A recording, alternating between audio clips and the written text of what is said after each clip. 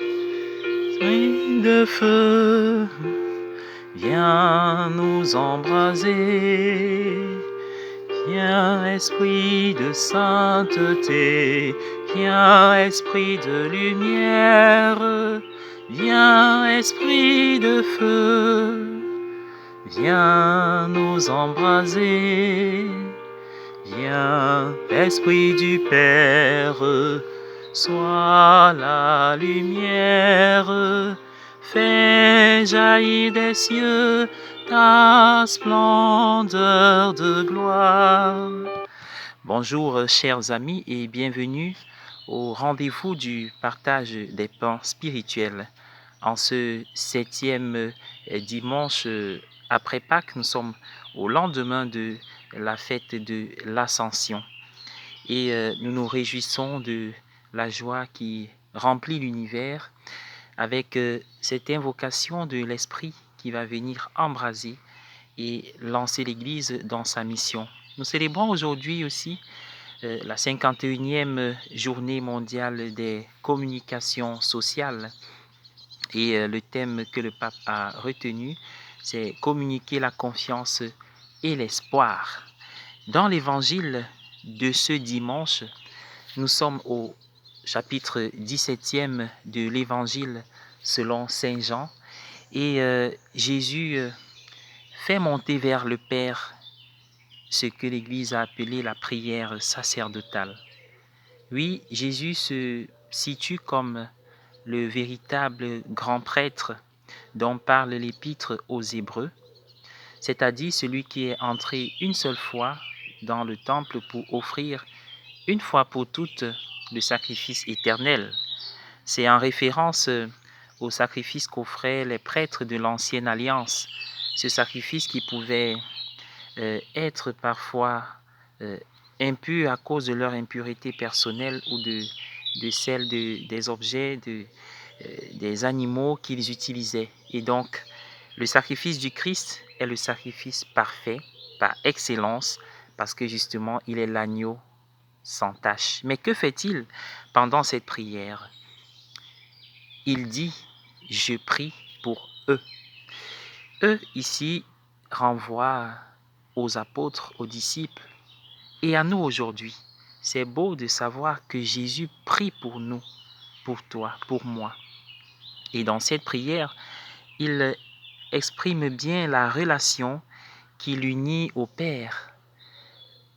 Il demande au Père de le glorifier, mais ne confondons pas cette gloire à la gloire des hommes.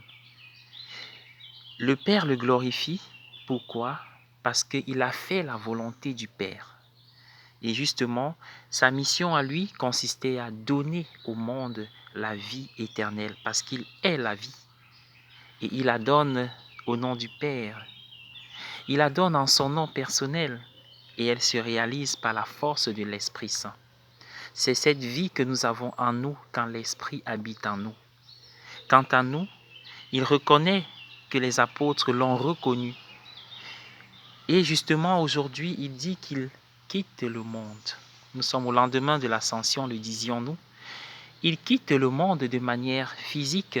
Il n'est plus limité à un espace, un lieu, un temps, mais il est maintenant ressuscité, c'est-à-dire libéré de la spatio-temporalité et capable d'être partout, ou alors d'être autrement partout, comme il le dit, je suis avec vous.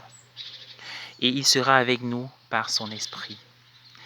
Parlant des communications sociales, disons que le grand communicateur, c'est donc Jésus, qui nous apprend à communiquer dans l'humilité, dans la vérité et dans l'ouverture. Et comment pouvons-nous communiquer? La première lecture nous y aide. Pour communiquer, parce que la communication consiste pour l'Église et pour le chrétien en l'évangélisation. Pour communiquer, il faut d'abord connaître de quoi il est question. Et pour connaître de quoi il est question, il faut recevoir l'Esprit Saint. Voilà pourquoi les Actes des Apôtres, le livre des Actes des Apôtres, décrit comment ils sont montés dans la chambre haute pour attendre le don de l'Esprit qui va leur donner la connaissance nécessaire, la force nécessaire. Ce qui montre que ce qu'ils communiquent, ce que nous communiquons comme, en tant que chrétiens, ne vient pas de nous, Et donc nous attendons l'Esprit de Jésus, du Père et du Fils, pour nous aider à connaître, à apprendre, parce qu'il faut apprendre l'Évangile en lisant l'Évangile, après avoir invoqué l'Esprit Saint, et en laissant l'Évangile nous travailler. Ensuite, Pierre, dans la deuxième lecture, évoque les défis qui nous attendent. Et il dit ces défis, nous devons les considérer comme étant une participation de notre part aux souffrances du Christ. Et cette souffrance n'est pas la fin parce qu'il y a une joie, la joie d'entrer dans la gloire. Et c'est cette joie qui caractérise Jésus aujourd'hui quand il remonte vers le Père. Mais il ne remonte pas vers le Père pour nous abandonner, mais pour nous préparer une place.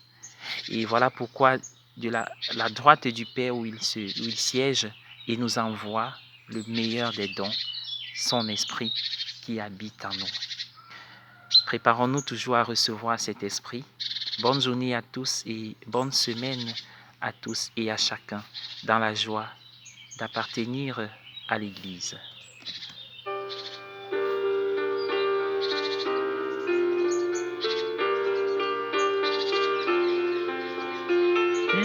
Esprit de feu, viens nous embraser, feu qui illumine l'amour du Père. Par toi resplendit la face de Dieu.